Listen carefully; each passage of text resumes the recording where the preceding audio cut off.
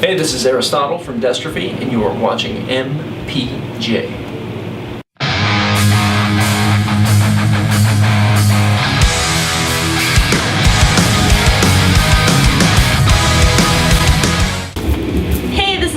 From Musician Photojournal. I'm here with my co-host Heather and Aristotle. Aristotle. Yeah, my actual legal name. Very cool. From Destrophy.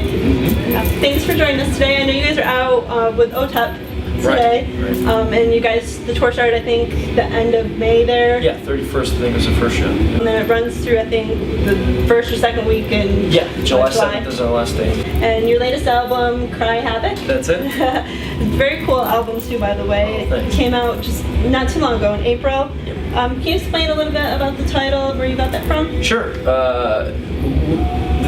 The theme of the album, or the idea with this album, was to create a positive album, an album that wasn't dark, it wasn't twisted, sick, it wasn't depressing, it wasn't self-absorbed. It was more about, well, we've always been about reflection and philosophy, but I wanted something that you could listen to and kind of get a charge, get pumped up about, without getting too chanty or fight songy. So that was the challenge, to not dip into the usual bag of tricks, I guess, or the bag of riffs even, but to even keep the melodies and everything a little bit more positive, more uplifting.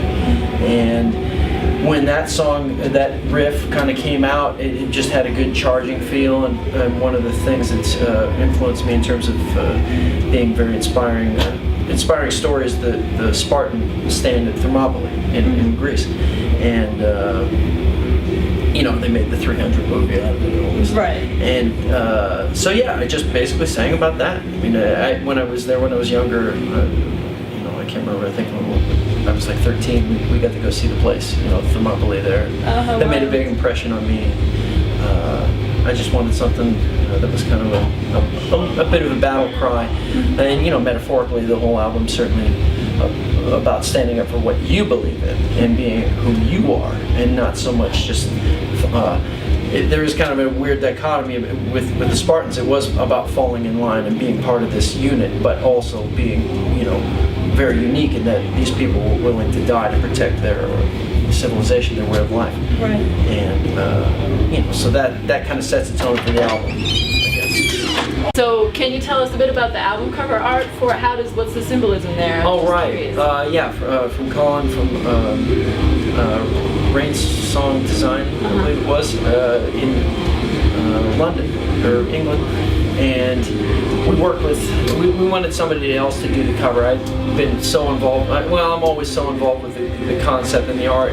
I wanted somebody else's fingers on it, I wanted somebody else's fingerprints. And this guy has done a lot of stuff for Victory, a lot of really cool albums, and he just sent, we had this idea of a theater, the album kind of being based on like it's a play or like it's an opera, and so we wanted something that kind of gave that vibe, and that was really most of the instruction. And then he came back and went, well, I've got this model and she's got this, and I said, well, maybe we could turn it into this and that, and the idea that she had like a knife in her hand or something like that. I can't remember, it might have been a gun at one point, but we said, that's not really where we're at, but if it looks like she scratched it in the stage, maybe that's a little bit more where we're at.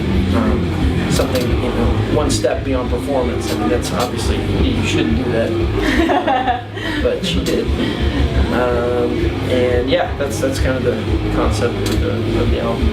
And I'm sure you've heard it before. The album has kind of almost a retro feel to it. Is that something you were trying for, or just evolved naturally? Think maybe it's just because I'm so old, but the melodies and songs, the song structures are very classic, first chorus. I wanted to pare it down, not to be creative or,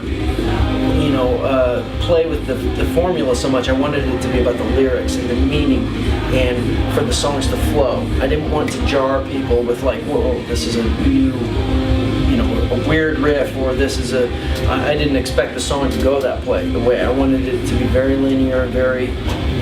Flow was a word we used a lot in the studio and in the writing process, and so yeah, I mean the 80s thing, maybe it was that keyboard synth, I don't know, maybe is it because Gaga is so popular. I don't know. I just decided that instead of using the orchestration and the orchestra sounds that I had used on the previous album, I wanted to move more towards something, I don't know, almost like what I used to do, which was more synth-based. And that kind of set the foundation. It seemed a little more uplifting. Not dark, not medieval, like just a little more, lively, I guess. Positive. Positive. And you guys actually had Clint Lowerly from Seven Dust come down and do a couple. Well, yeah, I flew out to Atlanta to work with him, and it was a lot of fun. I'd never had anybody record me before, since I produce and record all the stuff.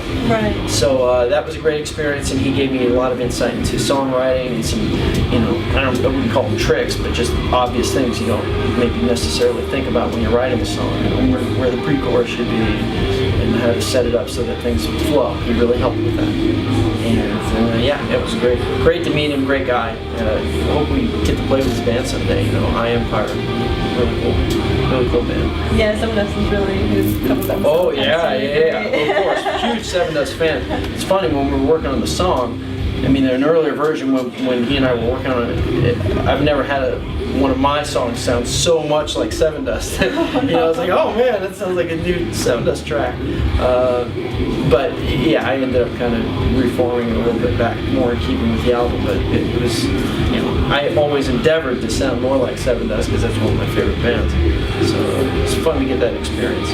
So was it wild to meet him, and now, was it the first time you met him was when he came? Well, yeah. Now this is Corey Lowry, who's the brother of Clint, and Clint actually, I was working on a solo for this song, and I was like, man, this really sucks. And he's like, I'll call my brother. Let's see what he's doing. I was like, okay, you can call him. That sounds good. And he just laid it down, and he was really, really complimentary about the track. Easy to work with. It was a lot of fun to have that experience with the two brothers. They're quite a songwriting team. Yeah. Oh, cool. How did you get hooked up with working with him then? I think Indigoot Management, a company, has always kind of looked out for us as we've tried to make a climb in the industry, and I think they threw out the producer's name to produce the album. It wouldn't have worked really financially or just time-wise to do the whole thing with him, but we said, well, let's work on a track, one that had been giving me trouble. And so he kind of gave me a good way to finish it, and that's how that worked. So which song was it that they did? Still Bleeding, and we're hoping to put that in the set sometime soon. We've kind of focused on our classic songs and maybe just two of the new ones. But that one could be the next single, I don't know. What two new ones then are you playing? Cry Havoc, the title track, and then Closer, which they're playing a lot on Sirius, I know. Yeah. Trying to get more radio play. Always trying. And speaking of Closer too, the video for that, is that because you were talking about the album artwork in the theater, is that still tied that all right in? Yeah. We wanted something with the theater, and Eric Richter, the director, video guy at Victory, found that place. It was great. It was really inspiring to work there. I love the video. Yeah. It's as simple as it is. It's just us playing. There were some kind of ideas about throwing some other things in there, vampires and all this kind of stuff. And maybe it could have been a good idea, but I was like, I really just want a video where if they're gonna make fun of it, it's gonna be about us. At least they'll make fun of us, and I'll know that it's about us as opposed to something we don't have anything to do with. So. No, you did a good choice. I like how it came out. It was, like I said, simple in the sense, but it still got the message across and very elegant. Nice. Kind with a metal band, but right. It's very cool. If you guys haven't checked it out, definitely on the YouTube channel you can see it. Yeah, Music Choice. I think they've got it on demand now, something to say. So the tone of the album is mostly upbeat, but you do have "Hello" is a very sad song. Is that based on something personal? Yeah. That was my best friend for many years, and suicide. It's been about a couple of years, but I hadn't really dealt with that personally. All this stuff was kind of happening at the same time. I hadn't seen him in a while, and yeah, I just never really had dealt with it. And yeah, that was it was a tough song to write in a way, but actually the easiest because it wrote itself. That's basically what happened. And it was a strange thing to put because I didn't want a downer on the record, but I had no problem with being emotional as long as there was kind of a, always being able to look forward to the tomorrow in some way. That was kind of the, to make sure each track worked. And yeah, the idea that you'll see people again, or they will have some sort of continuity or some sort of existence past what we know. I think that's a positive way to deal with those things. Right. Plus, writing about it, it's got to be like cathartic for myself. Yeah, I really wanted to be careful about just being too self-indulgent about it, but I tried to be specific in with my story, so that hopefully people could read that, get it, and then maybe think about if anyone passed that they knew about, they could kind of relate. And with the whole album, it's much less guarded. It's much less about being a tough guy and tough riffs and just being brutal, which I'm not good at anyway. And I guess as I've gotten older, I've gotten more comfortable with just being who I am. Not worried about how tough I may come off as. I know how tough I am, and I don't need to, veil it. And I was much more interested in an emotional, more pure album. And I think that the album has much more continuity than previous efforts. And as I said, with the critiques and stuff, I don't even read them anymore. I mean, it's hard because you like to read good stuff about you. But yeah, when you read somebody that has no idea what you're doing or likes stuff, it's like, well, I hated it if it has singing. All right. I don't really know how I can even get anything beneficial out of that conversation. Yeah. It's like I love to discuss religion and politics and philosophy with people, but not if you're sad. I mean, if you're sad, it's just one way.